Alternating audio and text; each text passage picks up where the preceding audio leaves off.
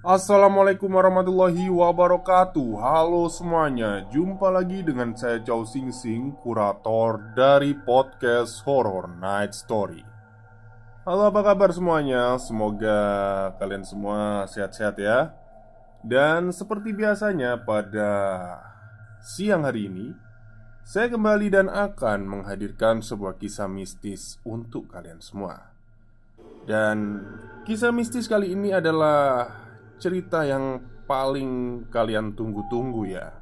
Setelah beberapa bulan lamanya, akhirnya Mas Simpleman berhasil menyelesaikan ceritanya, yaitu tentang Kembang Laruk.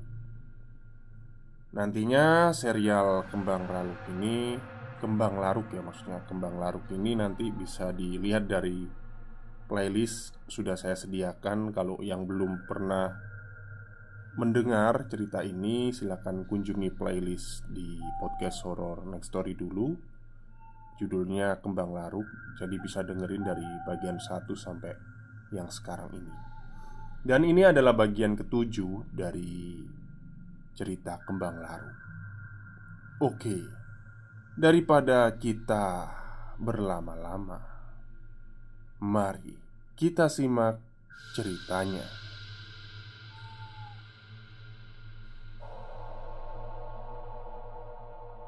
Andris membuang kain yang dia gunakan untuk melilit sekaligus daun yang ada di dalamnya. Saat Rizky bertanya apa yang sedang dilakukan oleh Andris, Andris memilih diam dan masuk ke bangunan sendirian. Tiba-tiba tersentak saat melihat Putri menciumi tubuh Rizky. Dia seperti binatang yang mengendus. Dengan wajah menyeringai, dia berkata, "Kembang ini bisa menunjukkan di mana keberadaanmu, nak?" Rizky seketika menyadari aroma tubuh Putri sudah berbeda. Jika ada wangi yang bisa mengalahkan minyak kasturi, itu adalah wangi tubuh Putri yang membuat Rizky menggigil karena merinding. Sorot mata Putri lebih seperti sorot mata orang yang sedang kosong, teduh, sejuk, tapi menakutkan. Rizky sampai harus menghindari dirinya dari pandangan Putri di belakang tubuh Koco. Sementara Koco tertuju melihat tubuh Putri yang begitu berisi, sembari sesekali menelan ludah. "Nggak usah takut, Mas Rizky. Saya nggak ada keinginan buat makan kamu, walaupun aroma badanmu manis." Rizky melihat Rika. Anak itu hanya melihat Putri dengan ekspresi yang dingin. Tak lama kemudian, Koco yang baru sadar dari lamunannya menyuruh semua orang masuk ke pos bangunan itu. Putri berdiri bersama Rika. Mereka seperti sedang berbicara. Lagi-lagi, Rizky mendapati tingkah Putri yang sedikit aneh. Sesekali mereka seperti sedang melihat ke arahnya. Rizky merasakan sesuatu yang tidak mengenakan di dalam tubuhnya. Tapi dia masih belum tahu apa itu. Andris duduk di pojok sembari menekuk lutut. Sejak apa yang tadi dia lakukan kepada Putri, bocah itu seakan memilih menyendiri jauh dari semua orang. Sementara Rizky masih bersama dengan Koco, duduk sambil mempelajari situasi. Kecuali Koco, matanya tidak berkedip sama sekali melihat tubuh Putri. Anak itu cantik loh aslinya, tapi ya kok sedikit gak waras ya. Masa Dingin-dingin gini pakai pakaian kayak gitu, ujar Koco kepada Rizky. Dari semua orang yang ada di sini, Koco memanglah yang paling tidak peka. Temanmu ada yang menggantikan, seorang perempuan yang sangat cantik, tapi rupa aslinya hancur sampai tidak terkira. Rizky terhenyak. Ucapan itu keluar dari pemuda asing yang ada di sampingnya. Rizky baru tahu kalau ada pemuda ini sejak tadi. Terkadang hawa keberadaannya samar. Bohong kamu. Anak cantik gitu kok dibilang hancur. Kepalamu itu yang remuk. Pemuda itu hanya tersenyum pada Koco. Siapa namamu? Pemuda itu melihat Rizky, melambaikan tangannya meminta Rizky mendekatkan telinganya. Koco yang melihat itu sedikit kesal dengan tingkah laku orang yang tidak jelas asal-usulnya itu. Setelah pemuda itu selesai berbisik, Rizky nampak pucat. Koco nyenggol badan Rizky. Saat itulah bocah itu baru sadar. Koco memberikan gestur apa yang dibisiki oleh orang aneh yang ada di samping mereka ini. Ketika Rizky melihat pemuda itu lagi, satu jarinya berdiri tepat di depan mulut, seakan memberitahu agar Rizky tidak mengatakannya. Lika menyingkir dari hadapan Putri. Dia mendekati Andris, dan lagi-lagi mereka seperti sedang membicarakan sesuatu. Putri yang sendirian kemudian menoleh melihat ke arah Rizky. Dia tersenyum menyeringai, lalu dengan tenang berjalan mendekati Rizky. Koco masih tertuju pada tubuhnya. Jancuk, mrene cuk, arek iki lapo iki? Kata Koco sambil menepuk-nepuk bahu Rizky. Saat jarak di antara mereka terpaut beberapa langkah, Putri berhenti lalu melirik pemuda yang juga sedang melihatnya itu. Ada garis wajah yang jijik saat mata mereka beradu. Tak lama, pemuda itu pergi. Putri kemudian meminta Rizky berdiri. Ia mendekatkan wajahnya sambil berkata, "Setelah ini, kalau mendungnya sudah turun, semua jalan lagi ya. Kampungnya udah deket kok. Kamu dan Lika harus mau menjamin anak-anak ini." Menjamin? Rizky bingung dengan ungkapan itu. Tapi Lika kemudian berkata, "Iyo, aku karo Rizky sing jamin." Rizky yang melihat Lika kemudian tak berkata apa-apa. Wajah pemuda yang menyingkir itu sempat menunduk seperti kecewa dengan keputusan Rizky yang tidak melawan Lika sama sekali. Sementara Koco yang paling bingung dengan situasi ini hanya bisa ha he. Apalagi dia satu-satunya yang rasa-rasanya masih ingat dengan kawan mereka, yaitu Priyo. Priyo gimana? Anak itu belum balik loh. Apa nggak dicari dulu?" Lika mendekat, kemudian berkata, "Priyo nggak apa-apa. Nanti pasti ketemu lagi. Tidur saja dulu kalian. Nanti kubangunin kalau lanjut jalan." "Hah? Lanjut?" Koco tentu saja kaget. Dia kira mau istirahat semalam di sini. Tapi rasa-rasanya Lika ingin tetap melanjutkan perjalanan, meskipun masih butuh berjam-jam lagi sampai pagi datang. "Iya, lanjut. Kalau kamu nggak mau ya tidur aja di sini, tapi sendirian." Koco pun menolak. Sementara Putri pergi. Dia mengenakan lagi pakaian yang tadi ia kenakan, sembari matanya terus melihat Rizky. Tak berselang lama, hujan deras turun. Sekuat apapun Rizky mencoba untuk tidur, dia tidak bisa.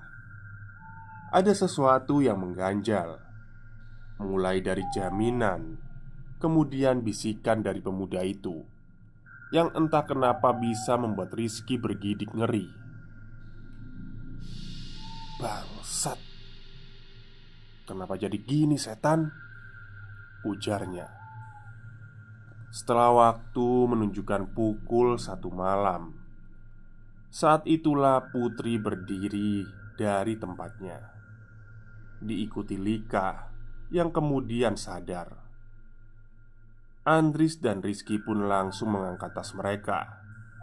Kemudian si pemuda yang sejak tadi menghabiskan waktu duduk di teras pos bangunan.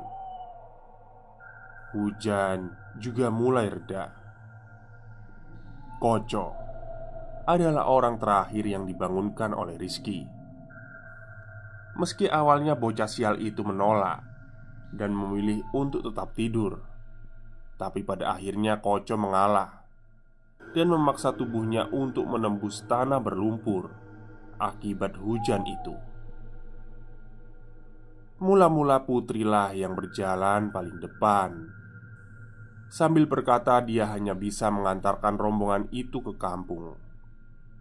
Jaminan yang sudah dibuat tidak menentukan langkah selanjutnya. Tapi Lika punya hutang kepada siapapun yang ada pada diri Putri. Rizky memahami situasi itu. Pemuda itu berjalan paling belakang seolah menjauh dari Putri. Rizky sesekali mengawasi wajahnya yang benar-benar pucat. Matanya cekung dengan bibir kebiru-biruan. Sementara Lika yang berada di belakang Rizky berjalan tanpa peduli apapun. Tanah yang tidak rata dengan kepadatan yang menggembur menyulitkan medan perjalanan. Beberapa kali mereka nyaris terperosok di bawah pohon-pohon besar yang tinggi itu. Satu persatu dari mereka mulai merasakan gejala yang aneh. Dimulai sekujur badan mulai merinding. Putri menunjuk bahwa tidak lama lagi semua orang akan sampai di kampung itu.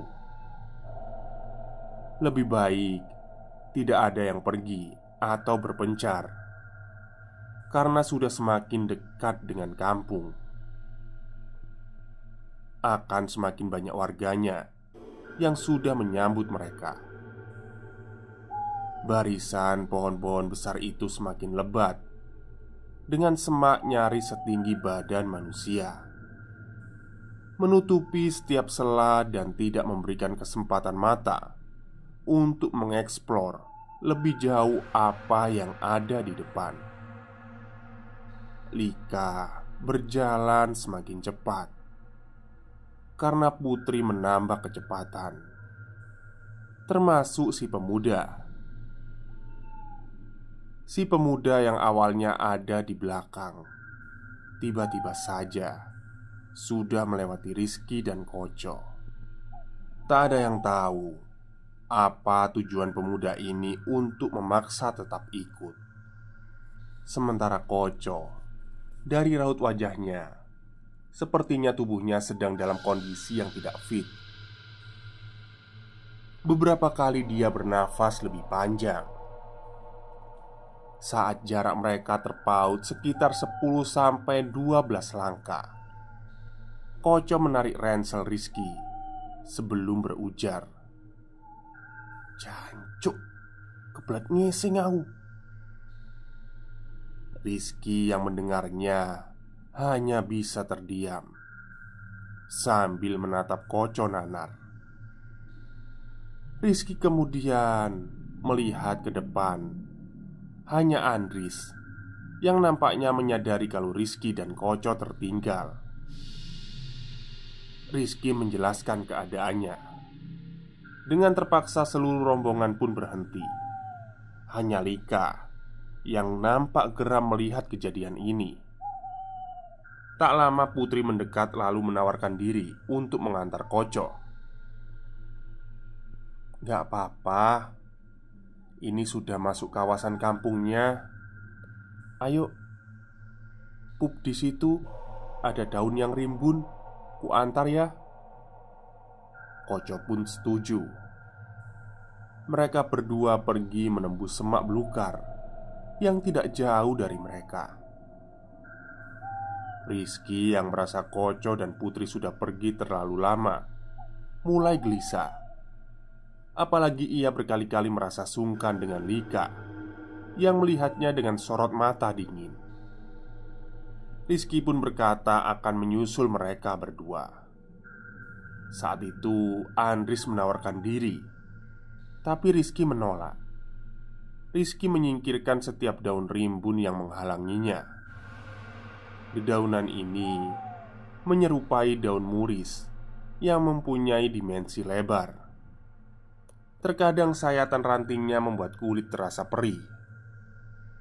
Saat menjelajah semakin jauh, samar-samar terdengar suara tubuh Koco yang mengejan sebelum kedebuk. Suaranya seperti karung jatuh atau sesuatu yang menyerupainya. Rizky berhenti sebentar, menyingkirkan rimbun yang menghalangi pandangannya. Dan lagi-lagi suara gedebuk jatuh terdengar. Bahkan hingga 2-3 kali dalam waktu yang berdekatan. Rizky tidak tahu suara apa itu. Jadi dia melanjutkan langkahnya. Ketika melewati satu pohon kembar, di mana di bagian tengahnya terdapat tanah agak menurun, disitulah Rizky menemukan Koco sedang melihatnya dengan ekspresi orang yang bersusah payah mengeluarkan apa yang ada di perutnya. Rizky pun menyingkir ke bagian sisi pohon sambil berteriak, "Putri di mana?" Suara Koco terdengar, di mana dia mengatakan kalau Putri ada di bagian sisi pohon lain. Rizky pun mengerti. Tiba-tiba suara gedebuk itu kembali muncul dan mengejutkan mereka berdua. "Kamu dengar gak? Kayaknya ada suara jatuh."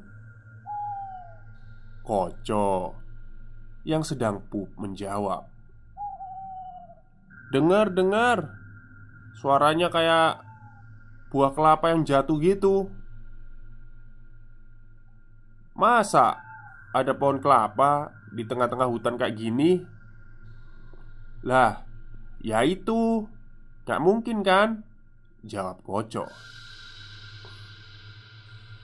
Di tengah-tengah percakapan itu, Rizky kemudian melihat benda jatuh itu dari arah tempat yang seharusnya Putri berada. Begitu pula dengan Koco. Suara benda jatuh itu terdengar di belakangnya. Rizky pun berjalan mendekati melewati bagian tengah, tempat Koco bisa melihat Rizky. Dengan langkah kaki pelan, Rizky melihat apa yang jatuh dari balik pohon itu. Saat dia melintas, dia melihat ada selembar kain yang membungkus. Warnanya putih kusam dalam kondisi terbaring. Karena samar, Rizky mengamatinya. Di sana, Rizky melihatnya. Wajah manusia yang hitam legam, seperti daging yang lama membusuk. Dia sedang melotot melihat Rizky, sembari mulutnya menganga lebar. Belum bergerak dari tempatnya, Rizky mendengar suara Koco yang menjerit dengan suara lantang. "Pocong, Cuk! Pocong dadakno!" Disitulah Rizky tersadar. Baik di bawah maupun di atas ranting-ranting pohon, nyaris seluruh tempat ini dihuni oleh puluhan atau mungkin lebih sosok pocong yang memiliki bentuk tubuh dan ukuran yang berbeda-beda. Wujud mereka sama dengan kulit wajah nyaris hancur, seperti daging yang dicincang hingga merah hitam. Saat itulah Putri datang dengan yang lain sambil berujar, "Aku salah. Ternyata ini sudah masuk kampungnya. Tempat yang dipakai Koco buang air besar. Itu tempat yang paling tua yang ada di sini. Tempat dia yang membutuhkan jaminan tadi." Rizky menoleh melihat Koco yang sudah kocar-kacir, di mana di belakangnya ada wujud familiar yang Rizky kenal. Seonggok pocong dengan kain berwarna hitam legam.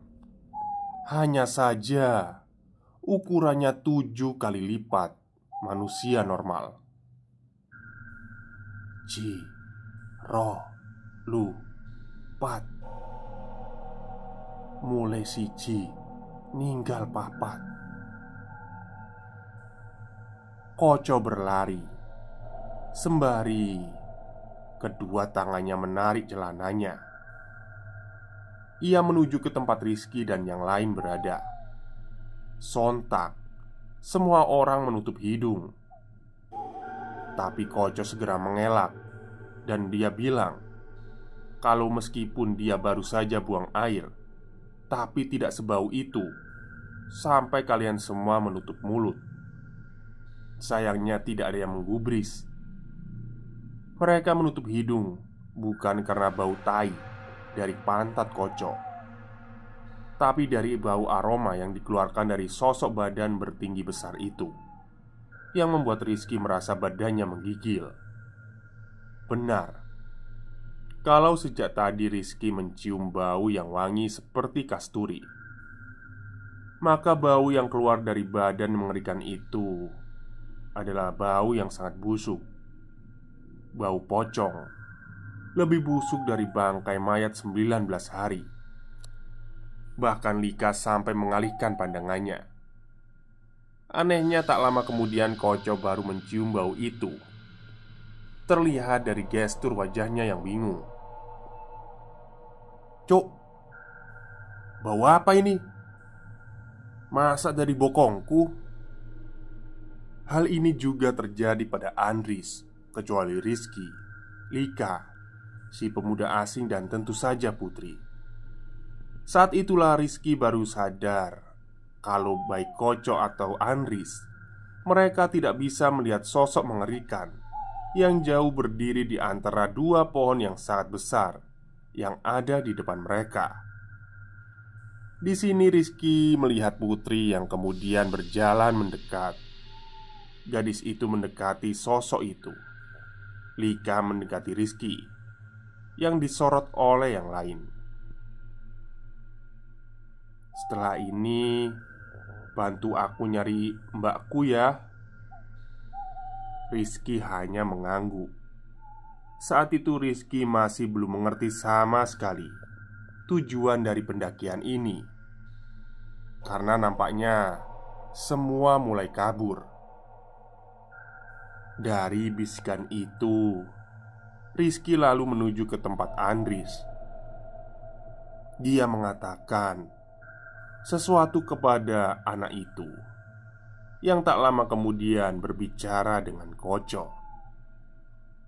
Rizky sempat melihat Koco menolak keras apa yang dikatakan Andris. Katakan tapi kemudian wajahnya yang tegas tiba-tiba melunak saat Andris menjelaskan sesuatu.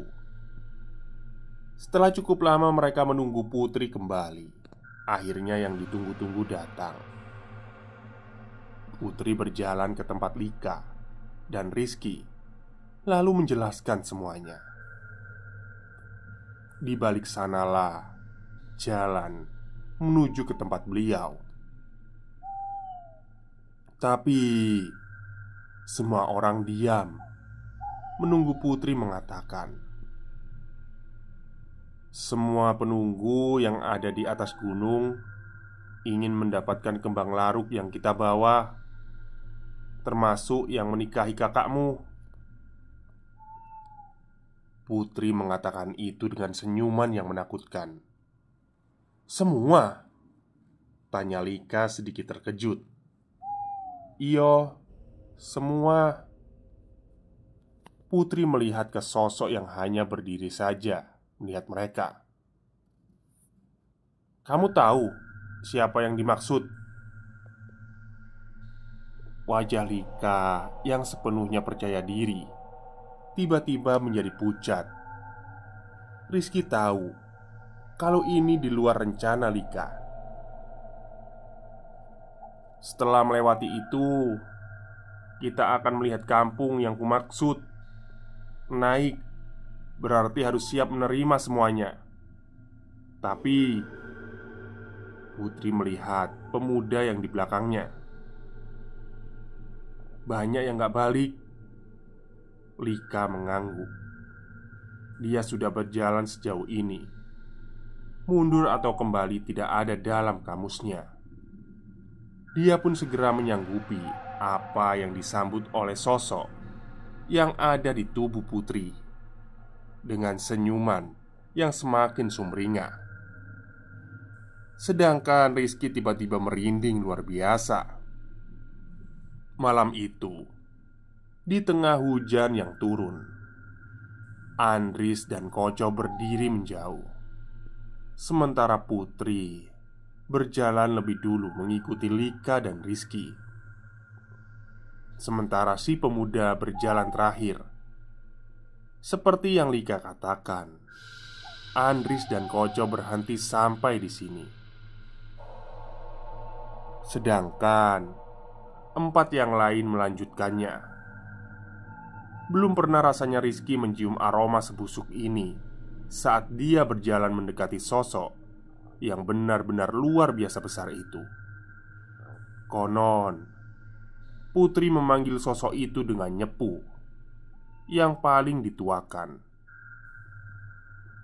Putri atau sosok yang ada di dalam tubuh Putri juga sempat menanyakan Rizky apa yang dia ketahui tentang gunung dan semestanya. Rizky menjawab, untuk mendaki dan melihat apa yang ada di bawah mereka sebagai ucap syukur. Dan sosok yang ada di dalam tubuh Putri tersenyum. "Pengetahuanmu tentang gunung ternyata kecil ya. Di gunung ada sesuatu yang bahkan kamu tidak pernah mengerti." Mereka semua melewati jalan setapak yang diapit oleh pohon tempat sosok pocong hitam yang berbau itu berdiri. Di sekitarnya nyaris ratusan bahkan ribuan pocong mengawasi keberangkatan mereka, atau mungkin kepergian yang tidak akan menemui jalan pulang.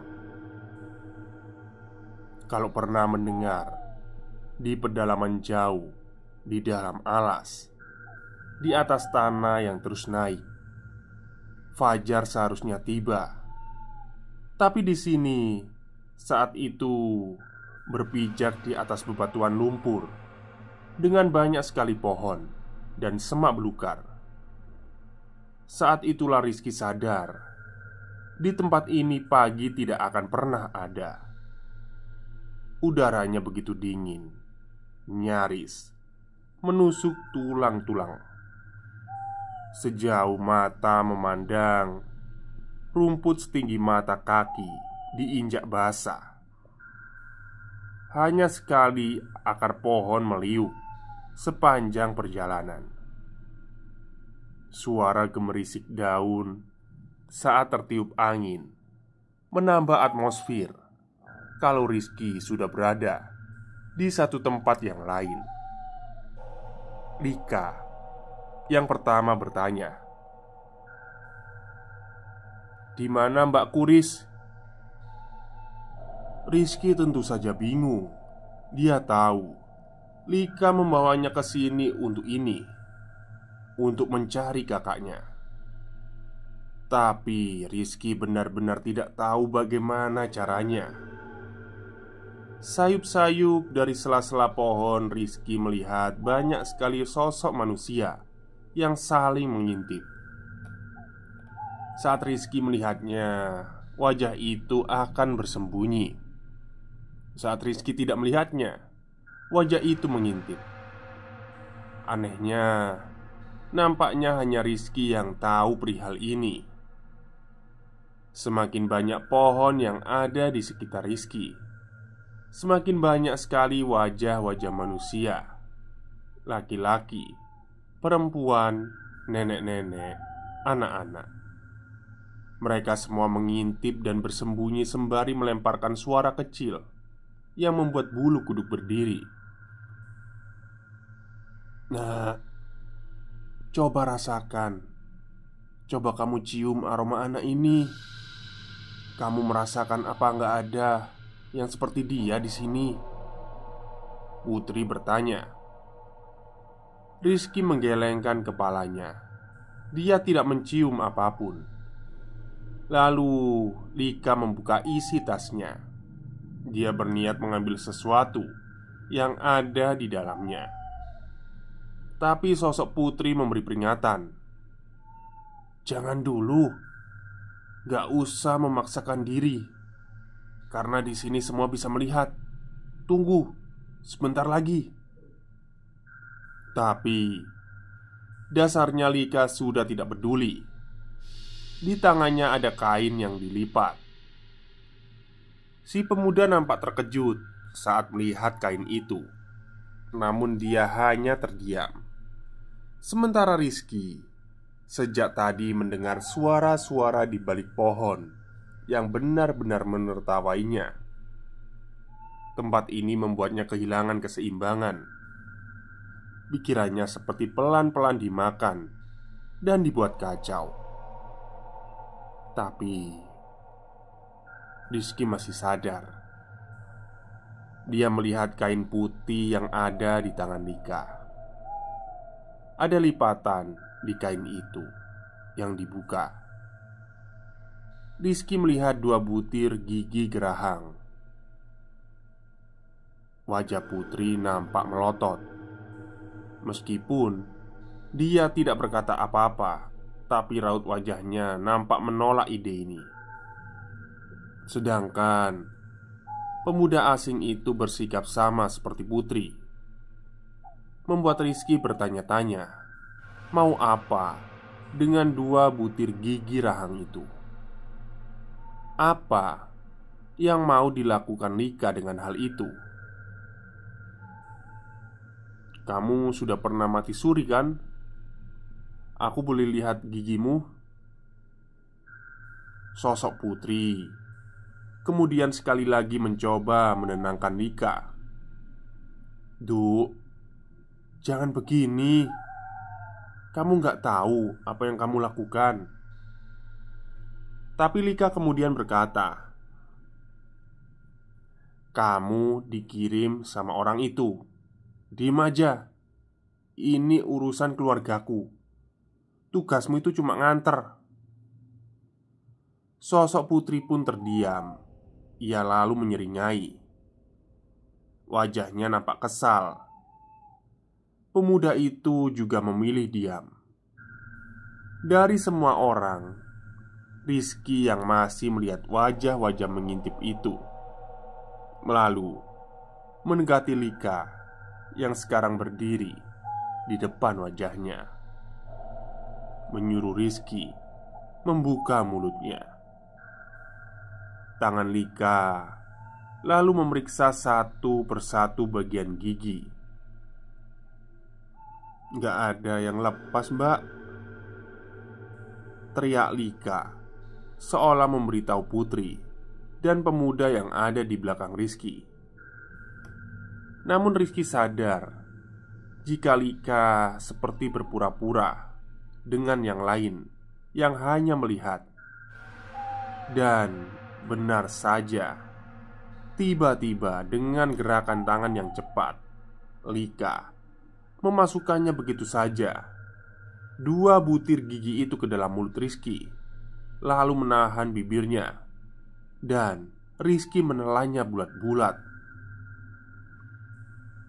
Rizky tentu saja terkejut dengan apa yang baru saja Lika lakukan, sehingga refleks tangannya memukul Lika tepat di bagian wajahnya, menghajarnya. Ya, Rizky memukul wajah Lika berkali-kali seperti orang yang kesetanan. Apa yang baru Lika lakukan seperti kelewat batas. Tapi mendadak Rizky kepalanya dihantam oleh balok kayu keras sekali. Putri dan yang lain tidak mencoba menghentikannya. Rizky hanya tahu wajah Lika berdarah-darah, tapi gadis itu masih sempat tertawa dengan mulut bersimbah darah. Saat semuanya mulai temaram, Rizky sudah jauh dari mereka, jauh sekali, karena dia mencium aroma yang dia sukai, aroma tubuh Lika yang kuat. Tapi Rizky tahu itu bukan Lika. Rizky sudah berlari sendirian sejak tadi. Dan sejauh Rizky berlari, Lika dan yang lain tidak bisa mengejarnya. Rizky hanya mengikuti aroma itu, bau insting yang menuntunnya. Saat Rizky sadar, dia sudah sendirian di tempat ini, jauh masuk ke dalam hutan lebih dalam. Rizky melihat ke sana kemari, tapi tidak ada siapapun. Hari gelap, tapi gelapnya seperti saat surup, di mana langit masih kebiruan. Dan di bawah pohon yang sangat tinggi, Rizky mendengar orang-orang berkerumun di atas jalan setapak dengan derap kaki yang cepat. Rizky yang pucat kemudian datang memeriksa ke atas bukit dengan rumput-rumput basah. Dia pikir dia bisa meminta tolong derap langkah orang itu. Rizky masih tak memahami tempatnya, sedang berdiri dan benar saja, seperti yang dia duga, tak jauh dari tempatnya ada segerombolan orang.